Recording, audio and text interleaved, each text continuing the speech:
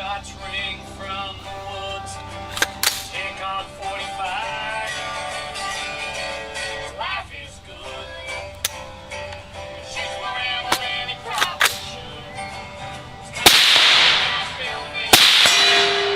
It will end up free. Life is good. He's always shooting down in the woods.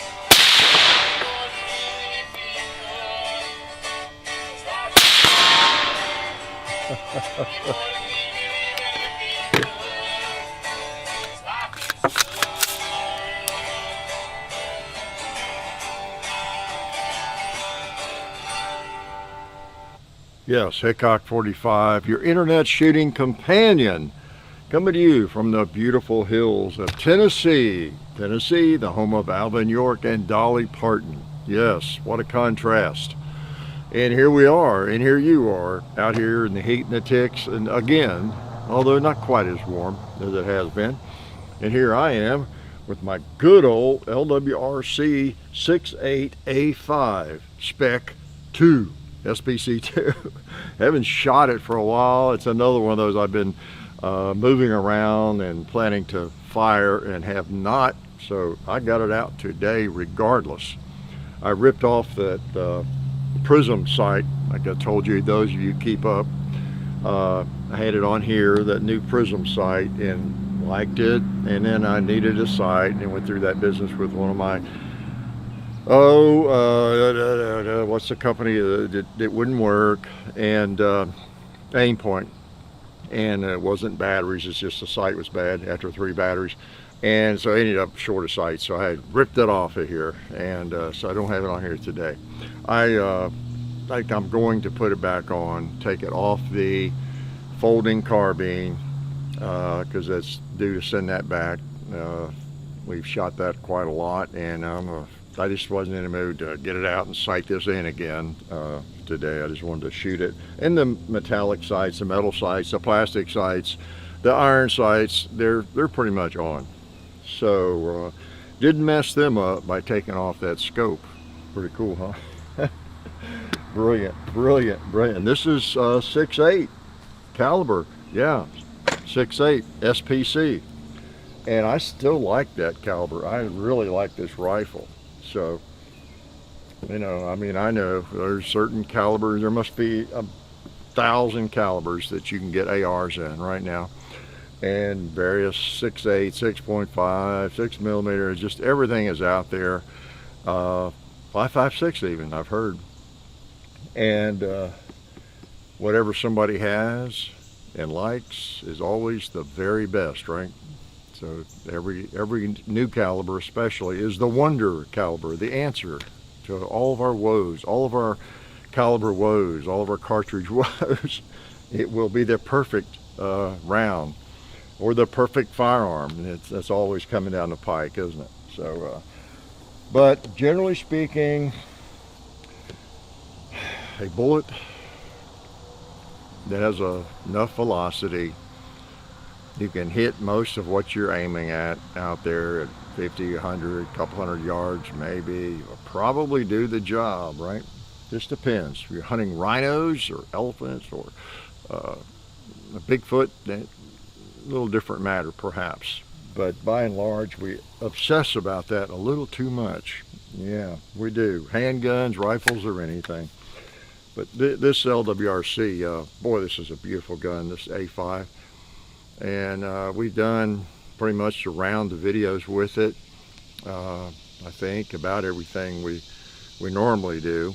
And you know, I think we did a range 2. I don't know if we've done a woods walk with it. I have to look, but you know, we've done main video, chapter 2 video, and we've enjoyed it a lot.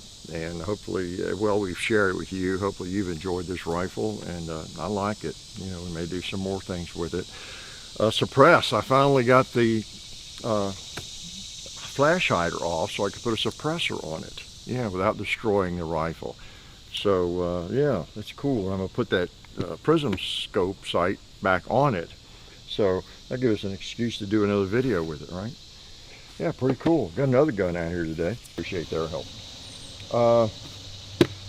So, what am I doing? I've got several guns to shoot, and I know you can't wait.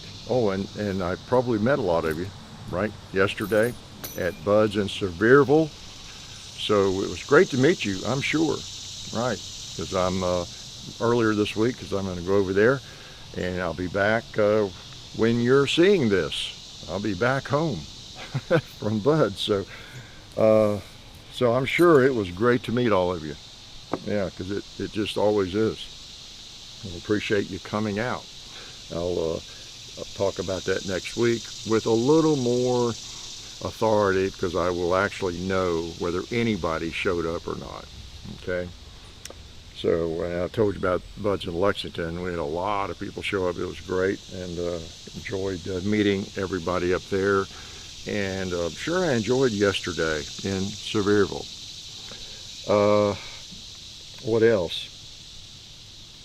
Well, yeah, warning. I keep meaning to warn everybody. This is a talking, shooting day on Sundays. I shoot and I talk more, and gab a little too much, right? So Sunday shoot around. For people, there's often someone who lands on one of these and it's their first video, or they're, what's going on with this? Yeah. But anyway, so appreciate Widener's too, by the way. Wideners.com. Check the any description, all thousands of them, you know, and see the coupon code there. Get you some ammo, save a couple of bucks. All right, check them out. What was I gonna? Oh yeah, I was gonna mention the video. Oh yeah, I posted on the. Look at this. What I've got. The. Oh, what firearm was it?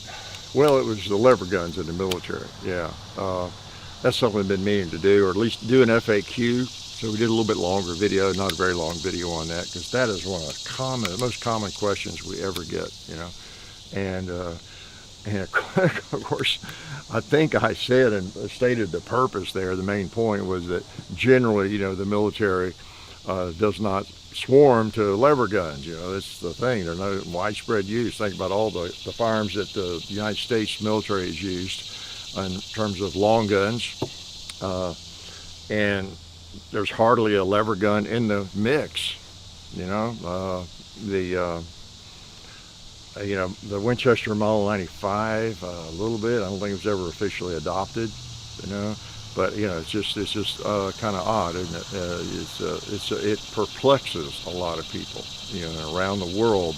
You would thought every country would be using lever guns, you know, especially after 1870s, because they were just there and hold all that ammo, and you know, still prowl around with single shots, or then bolt actions that hold 5 rounds, that kind of thing. You think, wow, you wouldn't want, why don't you want a lever gun? Hold 15 bullets, you know. Anyway, that was something I've been meaning to do for a while.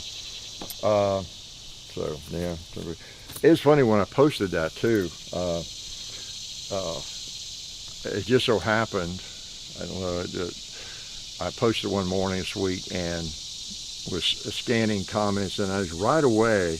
There were people commenting and just saying where they were from. Now, sometimes I'll ask people to do that. It's interesting. I don't normally, but there was I really, out of the first few comments I saw, there was somebody from the Netherlands, Australia, New Zealand, and India.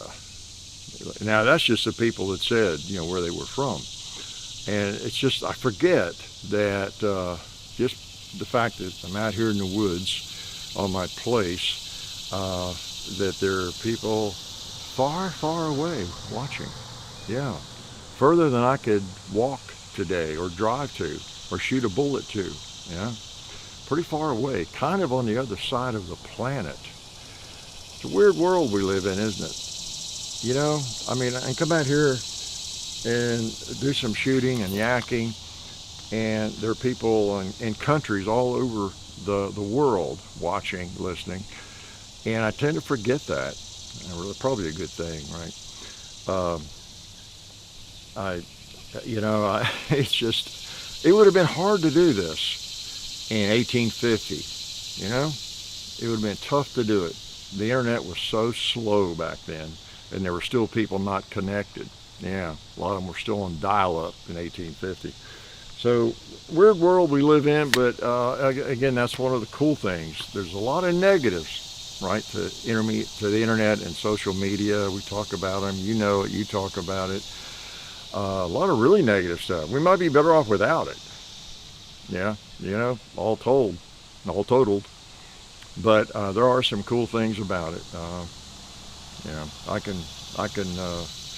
make a living. A lot of you maybe make a living, a side job or whatever, you know, through social media, doing videos or whatever it is you might do, blogging around and that kind of thing. But yeah, there's a downside to it. No downside to this thing that I can come up with yet. I really enjoy this rifle. And I'll tell you what, I'll do you all a favor. I think in every video with this rifle, I've made the same joke, right, about that twisted barrel. I won't make it in this one. I'll give you a break. Go back and see the videos on this firearm if you want that dad joke, okay, that grandpa joke. Let's take a couple more shots with this thing. All right, 6.8. Hey, that's what I am, 6.8. All right. Now you'll notice a little difference in the range here. That's from, it's not necessarily renovations and permanent changes, just some things we had set up here for some videos last week. All right. Round in the chamber. Let's shoot that jug sitting there. Pow. Nice sound. I thought I was doing myself a favor and you a favor when I painted that plate over there white. I can't even see it.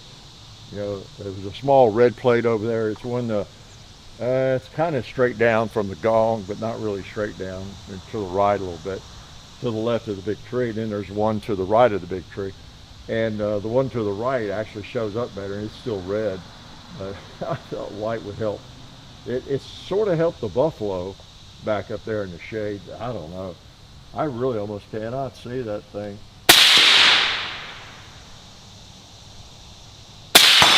Okay, I saw it well enough to hit it there. Repainting it would help. Let's hit the buffalo.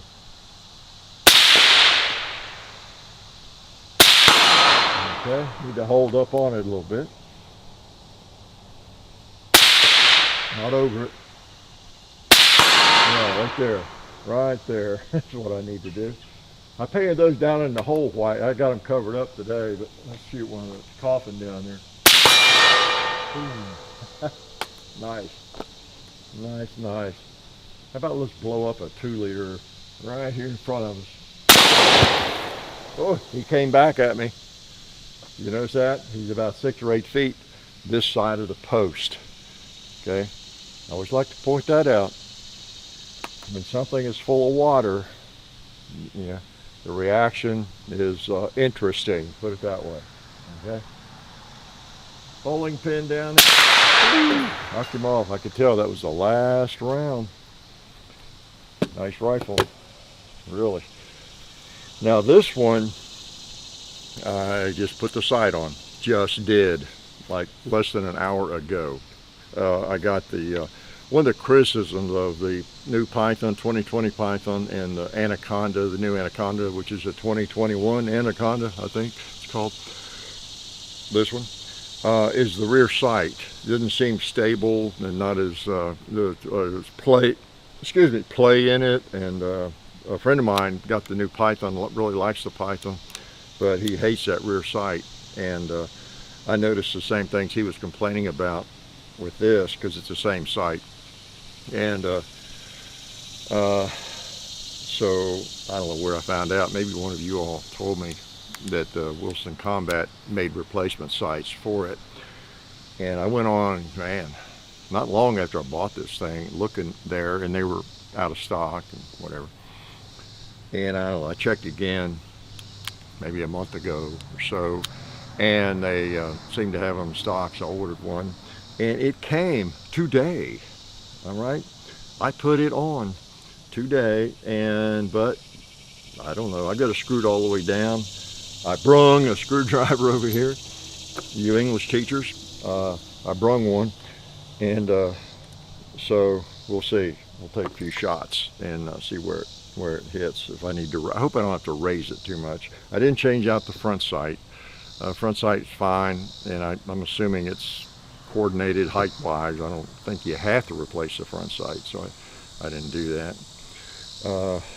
That Brung I may have told y'all, I used to have fun with my students. We'd be studying grammar and parts of a verb and all that kind of thing, and I would trick them. Brung was one of my favorites. I would, because for those who don't know, past tense of bring is not brung, it is brought, right? I brought it yesterday, and I have brought it before, okay? Have you brought your lunch? Not brung? and I would, so let's just review verbs here now. I'm gonna pull out a couple hard ones like lie and lay, you know, and I'd get some easy ones. And I'd go bounce around real quick, the students, and I say, okay, what's the past tense of lay, Billy? You know, what's the past participle of lie, you know, Mary? You know, and just bounce around. What's the past tense of jump? You know, jump. And drag was another one too. Past tense of drag, you know, which is dragged. You know, and what's the past participle of drag? Dragged, not drugged. You know. So anyway, we'd do that kind of thing, and then I'd get into an easier role. I said, okay, let's just go down the row. I'm gonna give you. I'll give you the verb, you give me the past, and the next person gives me the past participle. And then we'll change verbs, and we'll just go down the row as quick as we can, okay? And I'd do like ringing, what's another one? Sing, I'd say, okay, sing, sang, sung, okay? And then the next one, ring, rang, rung. That's okay, bring.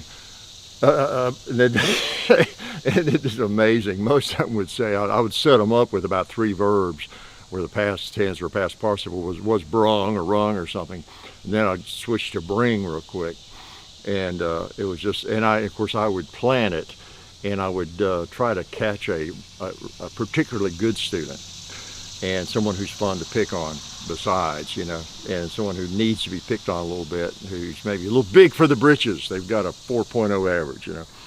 And I'd catch, I can think of a couple of names I got, and it was so much fun. So I said, okay, bring, past tense, brang, you know, that you say brang, and then brung, so you had all kinds of options there, bring, brang, brung, when it's bring, brought, brought. And most of the time they would miss it if I did it well, you know, if I set them up properly. And then it was beautiful because anytime I saw them in the hallway or messing with them, and here they are walking around, you know, they're merit scholars, you know. Well, I see you brung your book today. You brung your whatever. I see you brung your book bag to class. Yeah, and they just hide their eyes, you know. So anyway, you know, it's the only reason I taught. I told them I didn't really receive any pay for it. My reward was being able to pick on a captive audience all day long, use lame dad jokes, and just trick them all day long. So I think some of them might have believed that. You know how gullible people can be. All right, let's shoot this thing and shut up. All right, let's see if it's anywhere close without making adjustments. Wow, why did I paint that brass head red?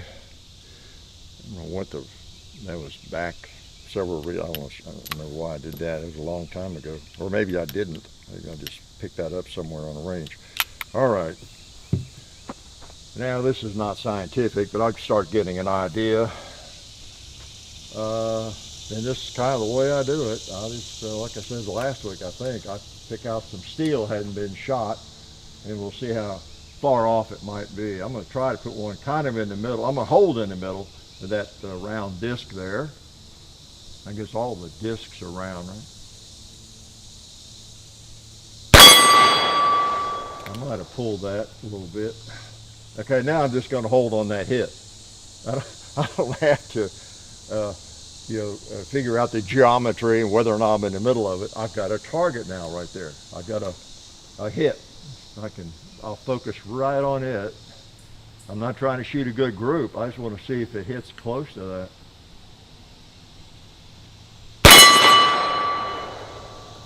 Okay. Well, you know, the first hit I was trying to hold in the middle, and it seemed to go just a little bit to the right. That one went a little to the right of that hit. So I'm gonna hold on that hit, the one on the right.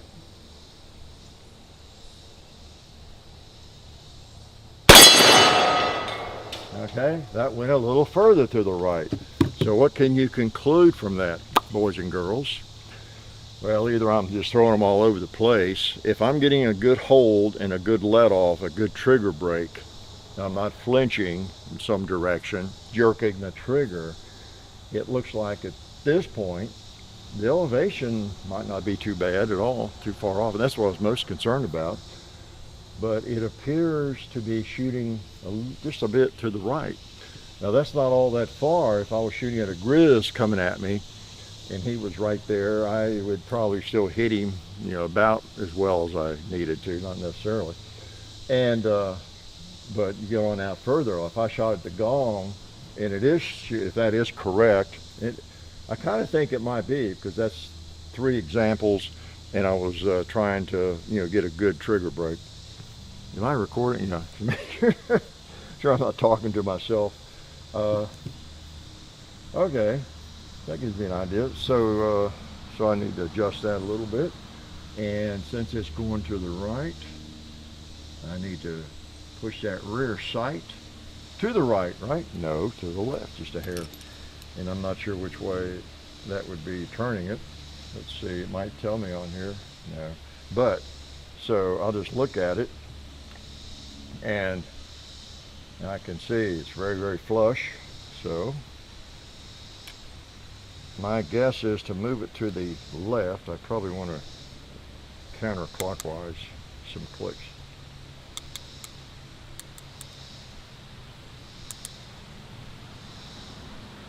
Yeah, it feels like it's moving. Not moving much. Just don't want to move it much.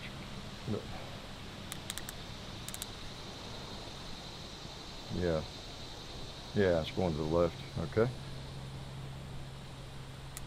At that distance, if it's shooting, yeah, it's going to the left. All right, so that's where it needs to go. Hey, let's take another shot. All right. I'm gonna move up above those hits and try to put one in the center of the plate laterally.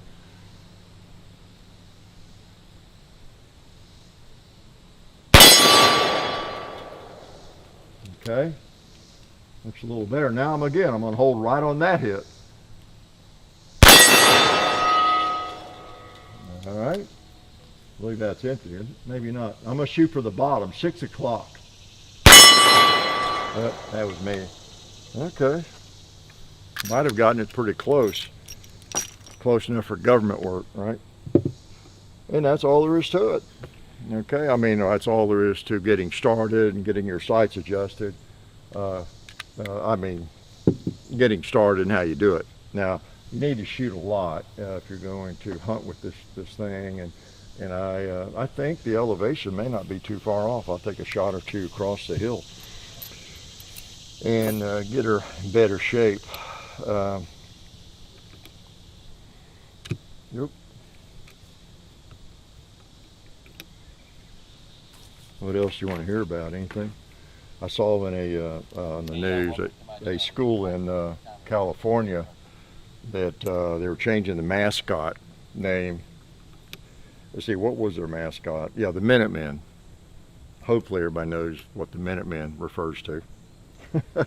And they were changing because, let's see, what was it? Oh yeah.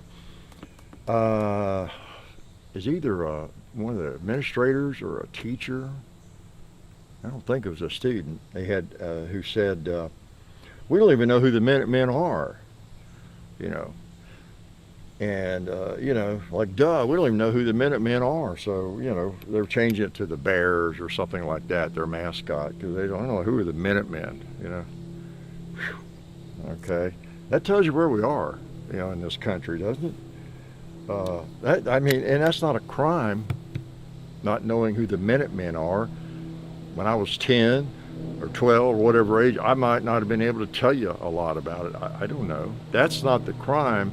The crime is not being interested in who they are and changing the name of something just because it's not important to you, since you don't know who it is. Who are those people? You know?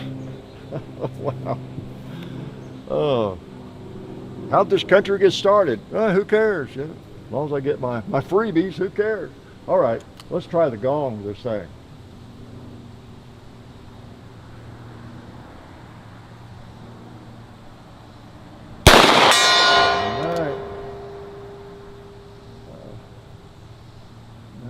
Let me try the cowboy.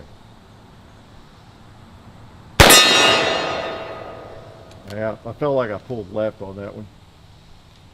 Let me try for a center hit on the cowboy. At least more nearly center. Yeah. Okay. That felt pretty good. That plate right there behind the one I was shooting at, I'm going to kind of hold the middle of it.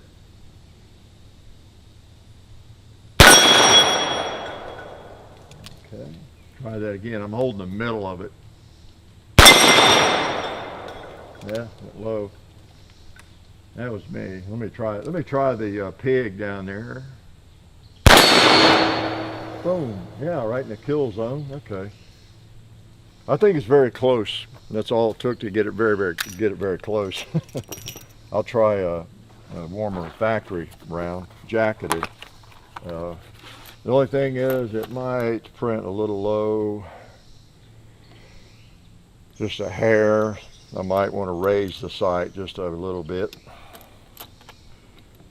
I don't know about you all, but I prefer a, well, any revolver, basically. It has adjustable sights on it. If possible, I like the sight down as far as, as it'll go. I mean, ideally, my preference is that when you get the sights kind of where you want them, that it's screwed down pretty close against the frame. That's ideal. Obviously, it's not sticking up any more than you have to have it, right? Although you're going to get some of that with adjustable sights. Not a big deal on a big old revolver like this. This is not one you're trying to pull out of your pocket and worry about it snagging on your pocket, right? But still, it's, the smaller the better. Okay, this will be a little warmer. So let's shoot that plate right there that hasn't been shot above the square or the triangle. Which is it? The square. All right. Let me get my ears in tight. That thing is...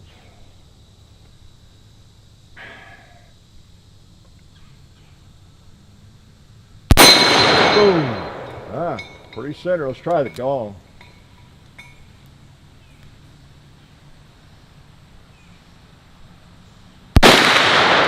Okay.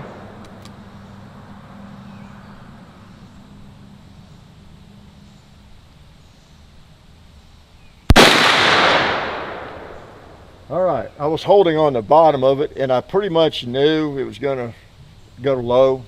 I'm gonna bring it up now.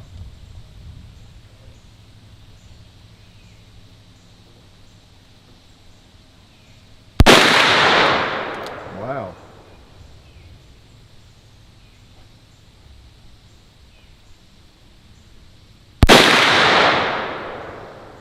Huh. With that hot load, I am gonna have to raise that rear sight, I guess.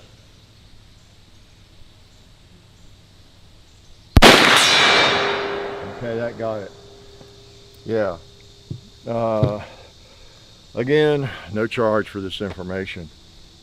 Sometimes when you shoot a hotter load, it just depends on the distance. I've talked about this before. It might print lower, but then again, it might print higher because it's not dropping as much. Just depends on the distance. So I think this is printing a little, yeah, empty A, a little low because it's moving fast. So I'm going to go ahead and in all of these, I like them just a tad higher. I don't mind a 6 o'clock hold. So if you've seen our video on sight alignment and adjusting sights and that kind of thing, get some criticism for that, but I go back and try to take kind of a conceptual approach to it, which maybe is a mistake. A lot of people like it, think that helps, but some don't. A lot of people would rather have their saying. There's different sayings, you know, about which way to move the sights and all that kind of thing. But trouble with that sort of stuff is I forget the saying, you know, and which way it's going, and move it right or left and up or down and what all you do. One thing that always serves you, though, I think, is why I like the way I think about it, just the way I think about it. I don't have to memorize anything and then get that wrong or experiment and all that as much. What you do, the same thing I did there when I was taking those first shots on that plate, okay?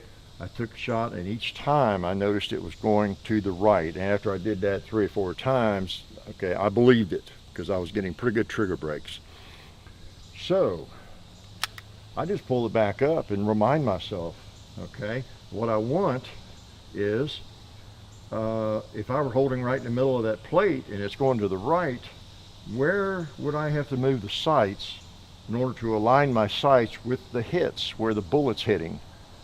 You know, an extreme example, if I'm holding on that tree, that big tree right there in front of me, and the bullets are hitting that tree over there to the right, 30 yards away, the extreme example, okay, let's see, if I keep holding my gun right there, where would my sights need to be in order to be aimed at that other tree over there? Okay, I would need that rear sight way to the left, wouldn't I? Or the front sight way to the right, one or the other. Okay, and so that's just the way I think about it. Now, you know, I don't know if that helps or not, but yeah, it's kind of dangerous if you're going to be thinking the way I think, right? So anyway, that does it for me. But oh yeah, so where was I? I was going to raise that a little bit. Yeah, I hope I don't raise it too much. Bring it up just a hair. 5, 6, 7 clicks. That didn't bring it up too much. You see that? Just up a little bit. And we'll put a couple more on the gong. Now again, this is just kind of close enough for government work.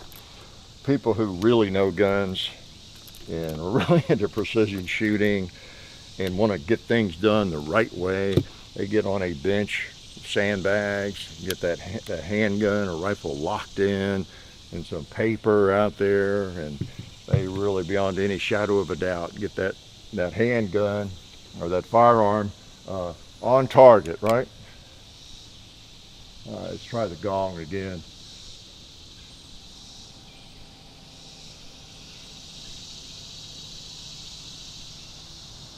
All right, and I was holding towards the bottom, but not down below it. So that's why I think I like that.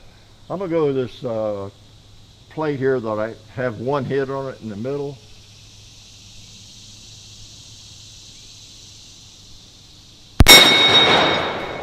Okay, that went a little higher, or I did. That was where that went. Let's try a 2 liter. How about that red 2 liter on the timber?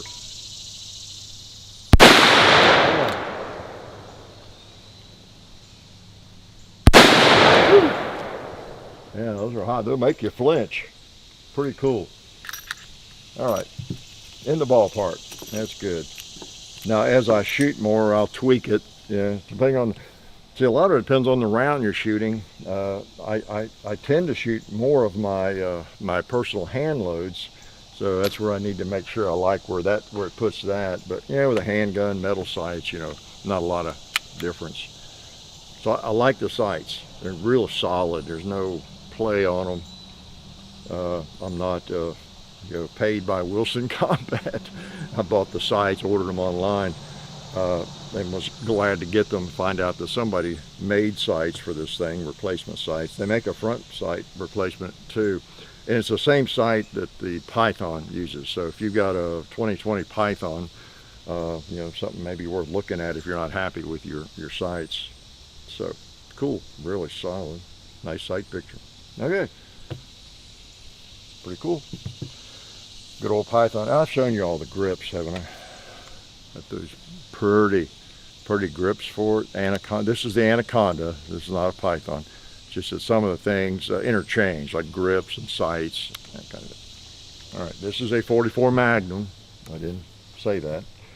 Okay, if you're new, I assume too much sometimes. People who are brand new, you know, when you didn't tell us what. I mean, get mad. I mean, I could bring out a CZ 75 or a Glock 17 or a Glock 19 and be shooting, and you know, and if I don't mention it's a 9mm, some people get really mad at me. You know, I assume too much, I guess, sometimes. Okay, bring out an AR-15. Well, what caliber is it? Well, I mean, if I don't talk about the chambering, the caliber, it's probably a 5.56. It's like this. I've already mentioned a couple of times, you know, it's a 6.8 because it is kind of an AR, so you might assume, right, that it's 5.56. So I make a point to share and with this, and we need to shoot it again. Let me give some advice to young people, to old people, and so I don't keep you too long here. I had some advice. Let me a note on something here. Oh yeah. I mentioned last week about my uncle. A couple of people asked me about that who died on the tractor. You want to know how he died? I've told that before, I think. He was out bush hogging, and it was getting dusk. You know, he had a place there, and he rolled up. Have you ever done any tractoring? You know, in the upper wheel on the hillside.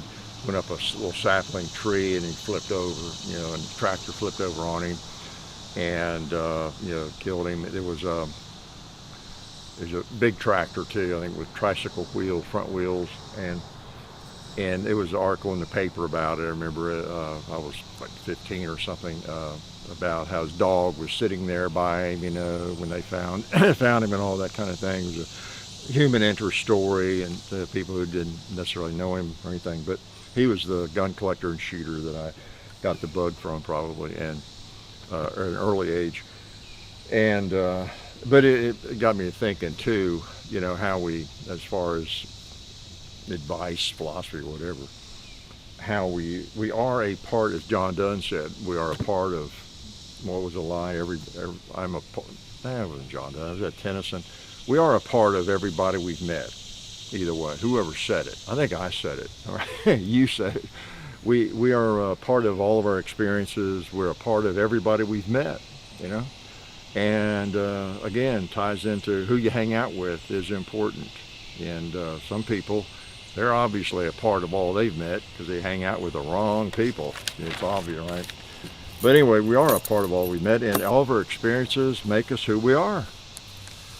You know, for example, how does that relate to a tractor and other things? But every time I'm on my tractor, every time I've ever been on a tractor almost, maybe not every time, but I mean so often it crosses my mind when I'm on the tractor driving around the hills. I've got hills here, and back when I used to bush hog all the hills, now I just do the trails, but I would think of Uncle Davis was his name, and how that thing turned over on him. And he was experienced, man, he really experienced, grew up doing that kind of thing and worked on tractor. He knew all that stuff and knew the risks and all that, but it can still get you, just like a firearm, you know, if you're not careful one time. And, but I think of that, and I've been on pond banks, or I've been in places with tractors, even when I was like 17 or 18, back on the farm we had with the old Ford. I think it was a 51 Ford, you know, red belly tractor, and it might have saved me then, because I knew the reason Uncle Davis is not with us anymore was he was on a tractor like this, and it turned over. So, you know, your parents and people always warn you about things, about everything, maybe too much, and you let it go in one ear and out the other, and that can't happen. You know, drive carefully, or whatever the advice is.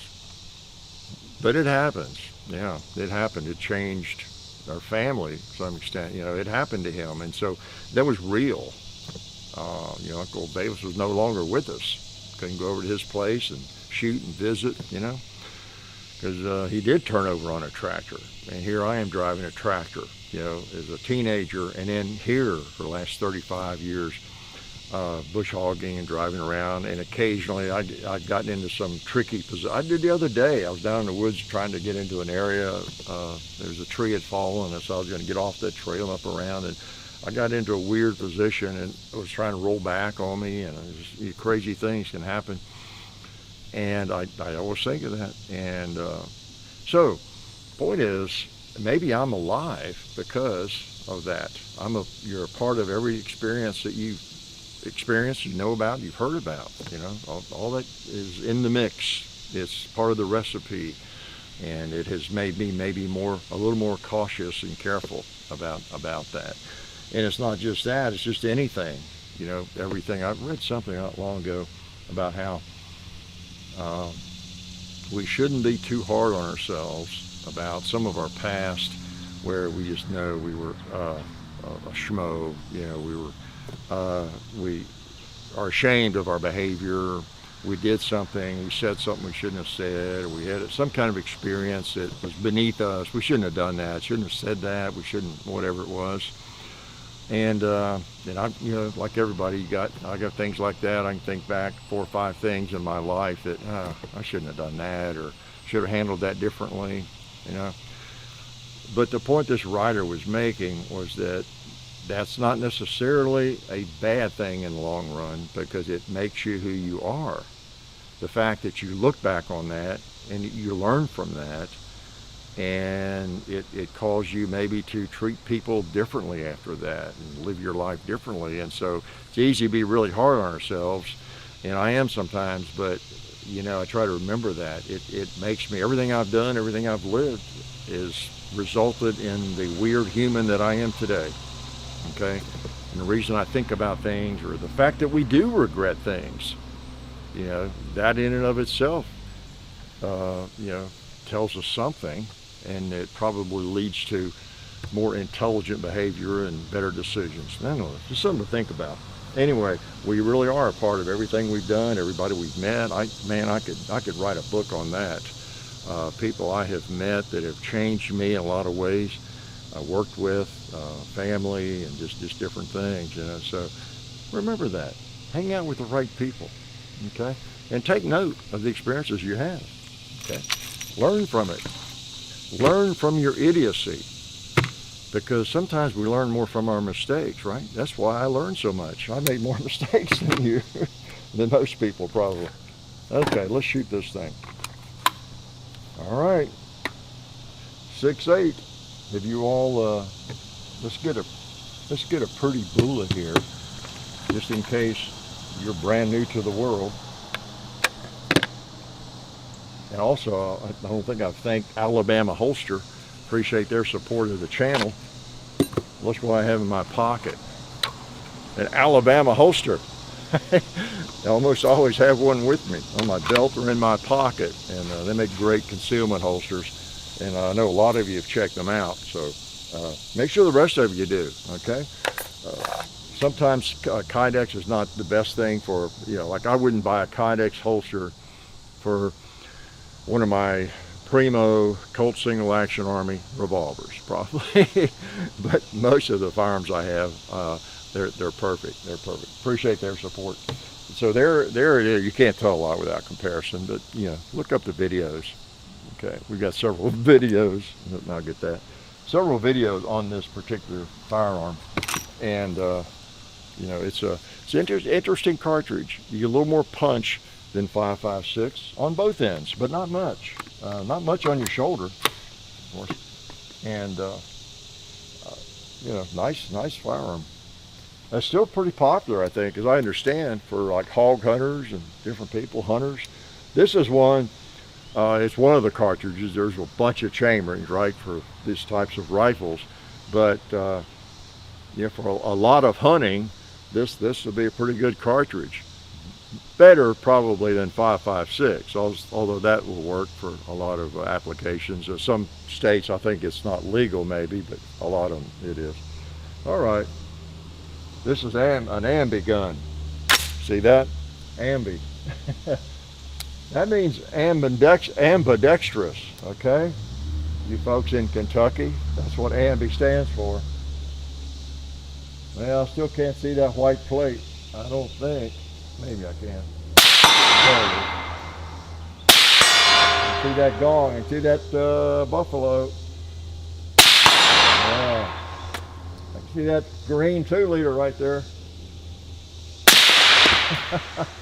Took him out. How about a little bowling pin or two? Nice. I'll tell you what, this thing has a great trigger. Everything about this is wonderful.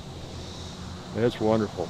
I got my ears in because, again, we're not shooting subsonic ammo, but it does make it nice. I've really changed my my thinking on suppressors.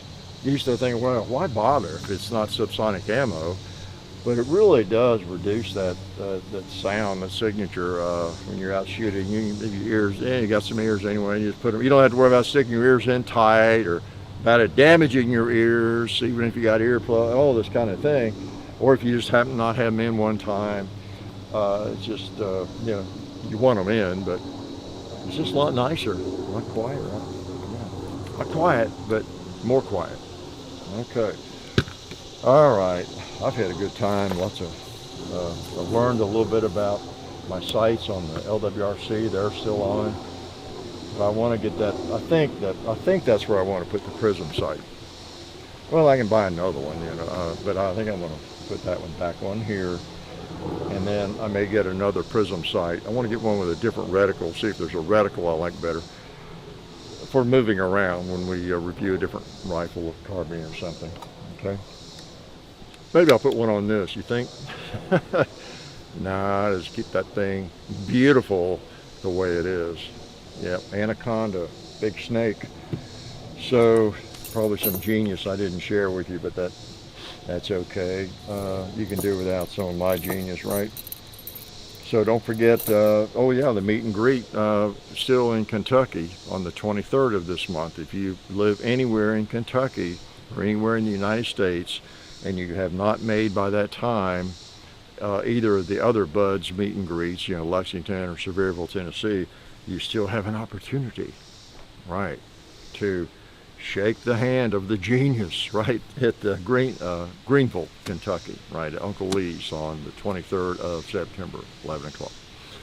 So anyway, hope to see you there, and I hope I saw a bunch of you yesterday. And I don't think I've forgotten anything else that you really need to know. Probably don't need to know anything, do you, that I would have to share. But I'm glad you come out. I'm glad you're fooled into thinking maybe you do, and you come out on Sundays and every day. Okay. Yeah. Remember to come out every day. Check out the videos. It'd be bad if no one came to see the videos, wouldn't it? So check them out. And most of you do. Generally I post on, and I'm mentioning this because, you know, the recommendations and subscriptions don't seem to mean as much anymore to YouTube and Google or whatever, but we still post about every Tuesday, usually Tuesday, Thursday, Friday, along in there, and try and do a short every now and then, so you see the shorts pop up. And yeah, the shorts are fun. They're kind of fun to do, you know. Nothing genius, of course, 30 seconds or 45, but we do a few of those. I know it's a shorts world, unfortunately, becoming more and more. I still prefer long form videos, as you know, long, boring videos.